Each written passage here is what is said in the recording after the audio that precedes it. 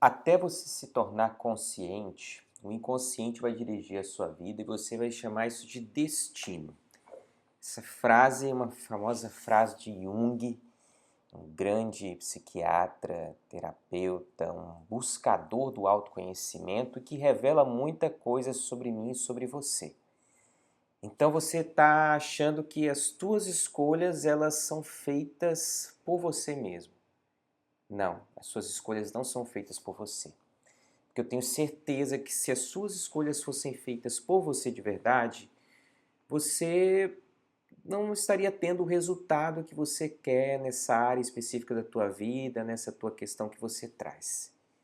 Quem faz as nossas escolhas são os nossos níveis de consciência. Só que esses níveis de consciência, eles são muito sutis, porque eles estão lá no nosso inconsciente. E você sabe o que é pior ainda? A parte mais ainda desastrosa disso tudo é que tem muita gente buscando autoconhecimento, só que não consegue mudar os padrões.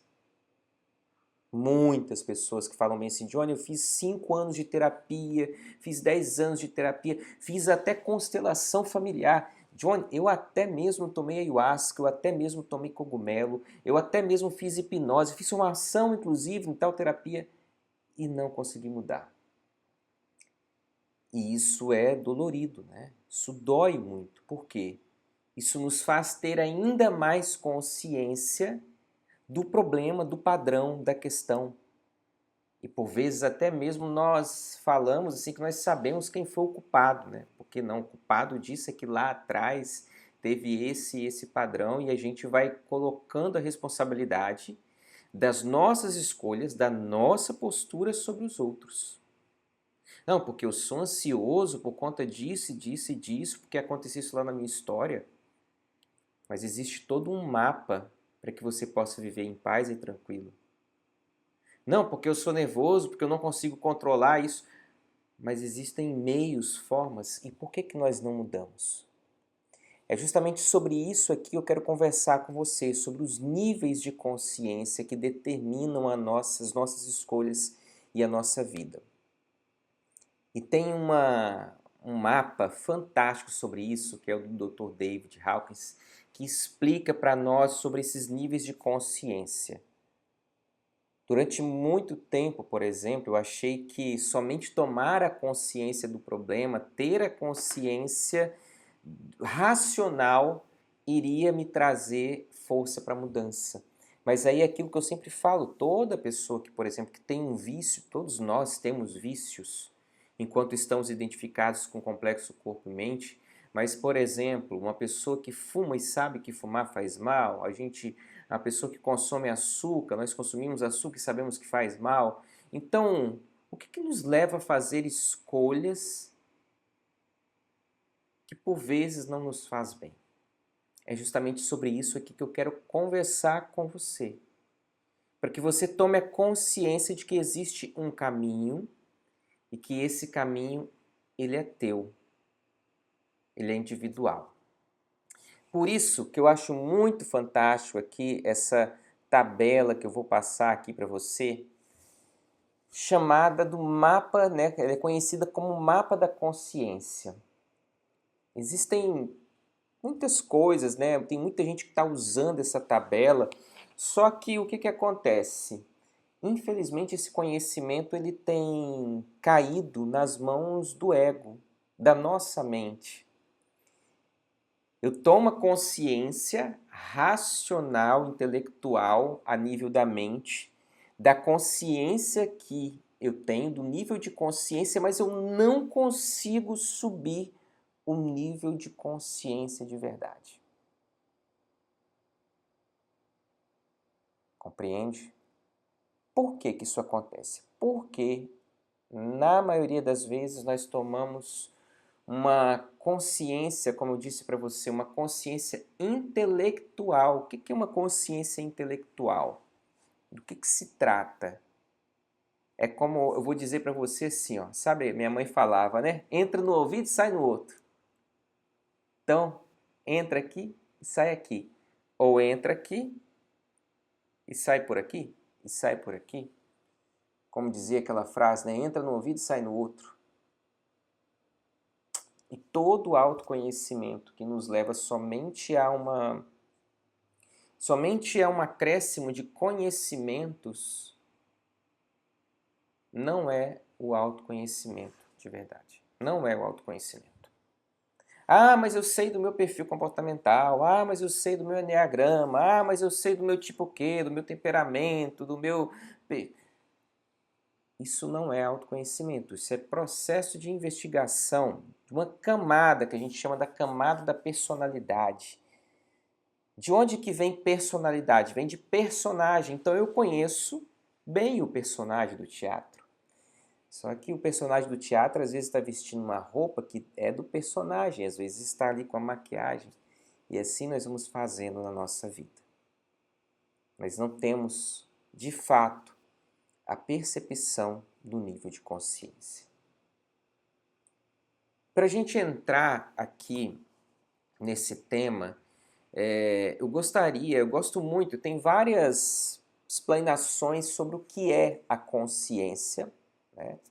Do que se trata. Muitas pessoas confundem a consciência com a mente, só que a consciência não é a mente, tá bom? E em alguns campos, a consciência, como por exemplo o Bert Hellinger traz para nós, ele divide a consciência em 3 tipos de consciência. Assim como é dividido, por exemplo, a mente em mente consciente, subconsciente e inconsciente. Então, Bert Hellinger ele destrinchou isso para a gente em 3 tipos de consciência que nos ajuda a compreender melhor e que eu vou explicar aqui para você do porquê que você tem tomado decisões e qual o tipo de consciência que tem guiado as suas decisões. Então eu gosto muito dessa explanação que ele traz. Mas antes disso, a gente vai mergulhar aqui sobre o nível de consciência e um pouco sobre essa tabela. Então o que acontece?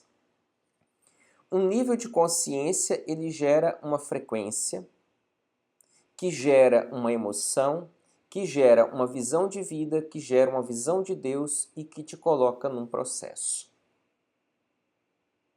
Só que isso também pode acontecer não necessariamente nessa ordem, mas às vezes eu posso sentir uma emoção, ser levado a sentir uma emoção que me leva a ter um nível de consciência. Às vezes eu posso ter uma visão de vida que me leva a ter um nível de consciência e a sentir uma emoção. Às vezes eu posso ter uma experiência com Deus que me leva a uma emoção que me leva a um nível de consciência. Então aqui não necessariamente você vai, por exemplo, ter um nível de consciência único. Como, por exemplo, aqui então eu tenho que subir a frequência. Então eu tenho que experimentar essa emoção. Então eu tenho, por exemplo, vamos supor. Johnny, então para eu sentir, por exemplo, para eu sentir paz, eu tenho que alcançar a felicidade. E aí, às vezes, por exemplo, a pessoa ela confunde felicidade com euforia. Entendeu? Então eu confundo felicidade com euforia. E aí eu vou lá e provoco a euforia, por exemplo. Vou comprar. Vou dar uma viajada. Nada contra isso, tá, gente? Vou, por exemplo, fazer tal movimento. Vou tomar um vinho, vou fazer, enfim. Provocamos sentimentos de euforia, achando que isso é felicidade, para quê? Para sentir paz, para achar que eu estou em paz. Só que isso nada mais é do que um recurso do ego, da tua própria mente, para te enganar, para te sabotar. E você vai perceber também, que eu vou explicar aqui mais à frente, que esses níveis de consciência mais elevados não são experimentando coisas externas que eu atinjo eles. É uma experiência interna. Tá? Interna. E também não é, por exemplo, simplesmente nesse exato momento falar bem assim, agora vou ser feliz. Não, não é assim. Né? Então, de acordo com o nível de consciência que nós temos, nós experimentamos uma emoção. E aí entra um outro ponto, por quê? Nessa camada dos personagens, vamos colocar aí do ego, nós temos papéis na nossa vida, identidades, a do profissional, a do marido, a da esposa, a do filho, a do irmão, a da mãe. E de acordo com cada emoção que eu sinto em cada papel desse, eu sinto o que? Um nível de consciência. Eu estou num nível de consciência. E por isso que às vezes o nível de consciência faz assim, ó, sobe e baixa, sobe e baixa. Às vezes eu estou no desejo, às vezes eu estou no medo, às vezes eu estou triste. Nós vamos perceber que atingir certos níveis de consciência requer um trabalho interno e interior. E que eu vou te falar uma coisa, é bruto. Aí não é um trabalho para qualquer um mesmo, não. E é um trabalho solitário. É um caminho solitário. É um caminho que você vai fazer, você com você mesmo. Então, de acordo com o teu nível de consciência, você gera uma emoção. Compreende? E aí tem um outro ponto ainda que é muito interessante, porque tem pessoas que se identificam tanto com a emoção que elas acham que elas são as emoções dela. Por exemplo, ansiedade. Ansiedade está aqui no nível de consciência do medo, numa visão de vida assustador, numa visão de Deus punitivo, no processo de evasão. E aí eu falo bem assim, eu sou ansioso. Eu sou ansioso. E eu vou afirmando aquela emoção como a minha identidade verdadeira.